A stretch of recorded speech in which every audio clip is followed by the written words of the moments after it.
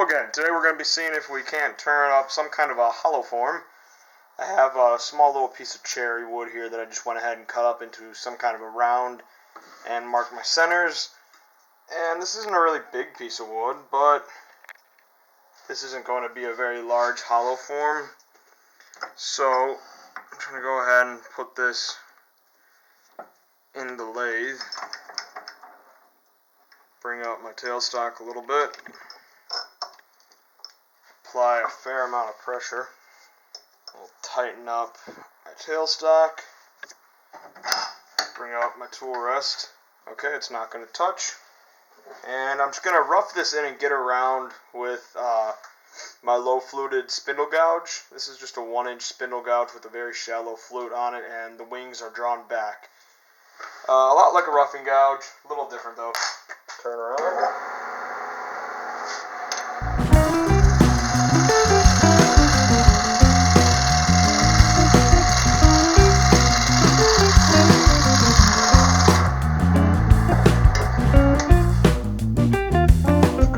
Bring up my tailstock, or my tool rest a little bit.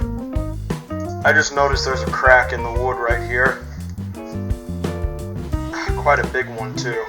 I have some thin CA glue. I'm just gonna put that on there.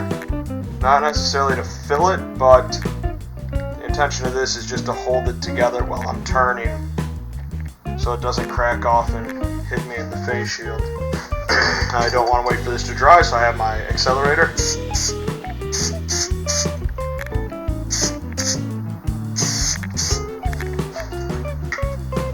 going to go ahead and start roughing this in.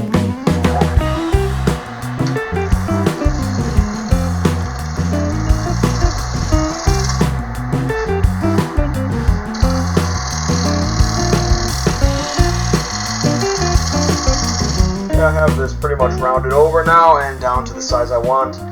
So now I'm going to make a tenon, and with hollow forms you're putting a lot of stress on the wood, and oftentimes it'll come flying out of your chuck, so you want a tenon with quite a bit of meat on it. So I just took a set of calipers here, measured the widest or the biggest tenon I can get out of my chuck, and just brought these in a little more just in case.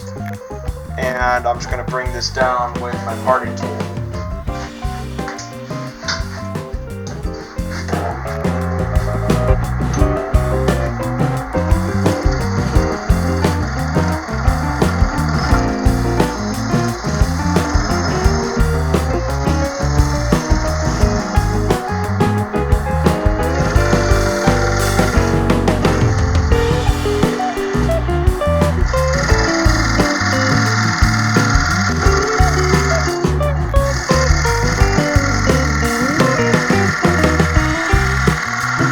My tenon, and now I'm just going to be using a spindle gouge, and I'm just going to work on my shape a little bit.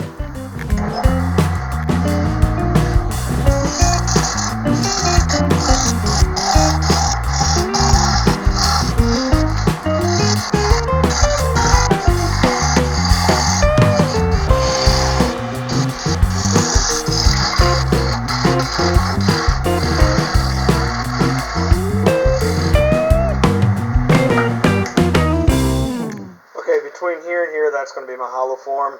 So that's the end I'm going to start hollowing in. And for right now, I'm ready to put this thing in my chuck. So I'm just going to part this part off here, just so I'm left with the tenon.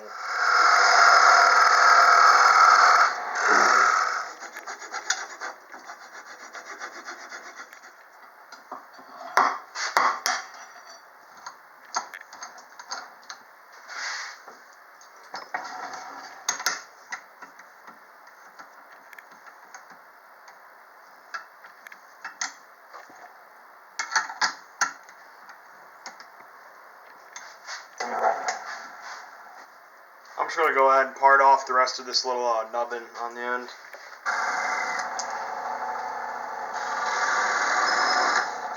Now let's talk hollowing tools for a second. Get a load of this. This is what I'm going to be hollowing with today. All this is a piece of walnut that I turned on for the handle, a section of copper piping for a ferrule, and an Allen wrench. That's all it takes. just bend the Allen wrench a little bit, put a little edge on it, and while this wouldn't serve you very well for anything larger than something like this, this will be perfect for this so far. It reaches all the way in there. It'll give me the right bend I need to get in the hole right. So this is what I'm going to be hollowing with today. I want to make sure my tool rest is set right to the right height. And we'll go ahead and start up the lathe, and I'll just start carving this out.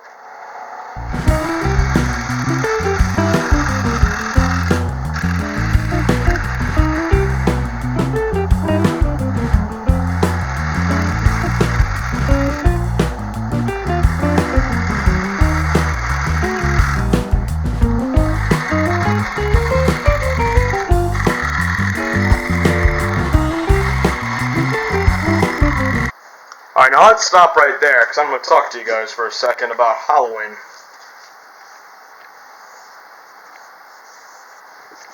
Say, that's our chuck, and this right here is our hollow form. Now, there's actually a very particular process you should go about when hollowing out. First, you want to drill a hole straight through down to let's say if you want your wall thickness to be a 1/4 inch, you're going to stop at a 1/4 inch from the bottom. So that right there is going to be step 1. Step 2 is you're just going to get your hollowing tool in there, and you're just going to do this little part here. You're just going to cave that out a little bit. Now step 3 is you're going to start to bring down this part. Step 4 is you're going to bring that wall thickness down as well. Then step 5, you're going to follow this same pattern where you started out, and then you're going to bring it down to final wall thickness. Okay, so once you do all that, you will have your hollowed out piece of wood. Now let's talk about the wrong way to do a hollow form. This is our chuck. This is our hollow form. You do not just want to drill your hole and then just start aimlessly carving out this down in. You don't want to do this.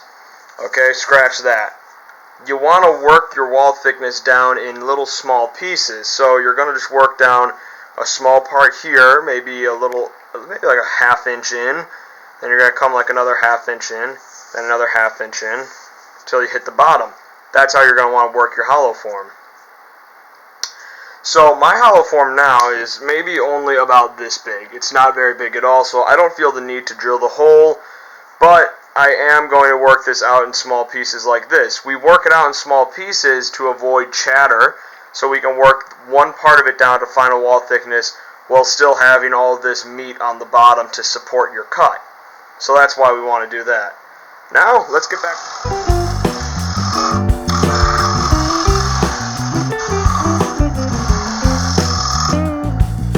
As you're turning, you're going to get a heck of a lot of shavings built up inside here. So here's a little trick. Rather than trying to get your finger in there, just grab yourself a straw and blow in there. Remember to close your eyes, kids.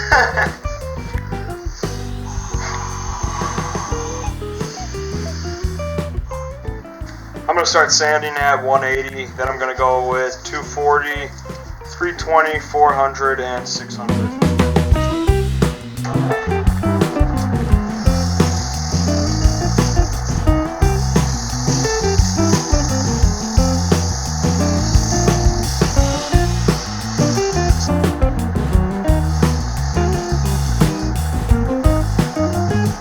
Sanding the inside, that's going to be kind of tricky. So what I'm going to do is just kind of stick 240 in there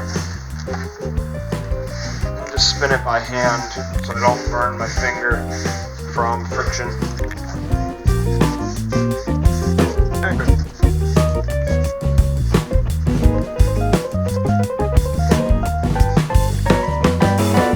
For finish, I'm just going to be putting on a coat of beeswax and mineral oil. A decent amount on my paper towel here. Turn on the lathe. Sort of polish it in there. With beeswax mineral oil, you want friction built up, and that will melt the wax, and it'll kind of soak into the pores of the wood. So just keep it on there. Generally you'd want to turn up your speed, but I don't want to change belts again, so I'm just going to keep it here.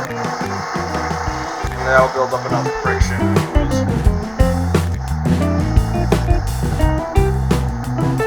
Now I'll put on a coat of some raw beeswax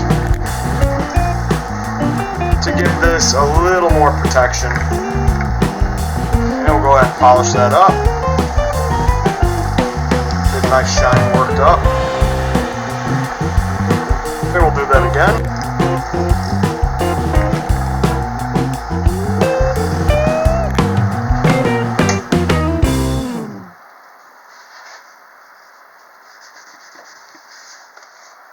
And we'll go ahead and part it off.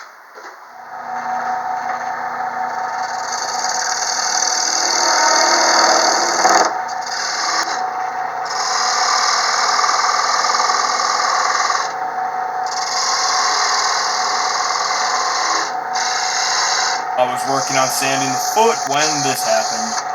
Boom. Whoa. I didn't really think there was a weak spot down there because it really wasn't parted down that thin, but I guess there was, so I had to hand sand the whole foot, which was kind of a pain, but I got through it. Flew right off. Oh, whoopsie. Got a lot of hand sanding ahead of me then. I'm glad it flew off while I was sanding rather than cutting, so it is what it is. There's the finished hollow form, you guys. I think it came out really well. The wood I used was cherry, sanded up to 600 grit with a beeswax mineral oil finish on it, and I think it came out pretty well. The wall thickness is really even all the way across. I measured it, and one thing I did was I didn't put a foot on it. I let it just be rounded over foot, so it doesn't sit flat, which I kind of like. Kind of gives it a neat feature, different aspect of it, I guess. And this is not the first hollow form I've done. I have done several other hollow forms, and I'm not going to show them to you guys. I'm just going to let you guys sit with this and wonder, what did those hollow forms look like? And it's going to drive you guys crazy. I will see you guys next Friday, and until then, please subscribe, and as always, thank you for watching.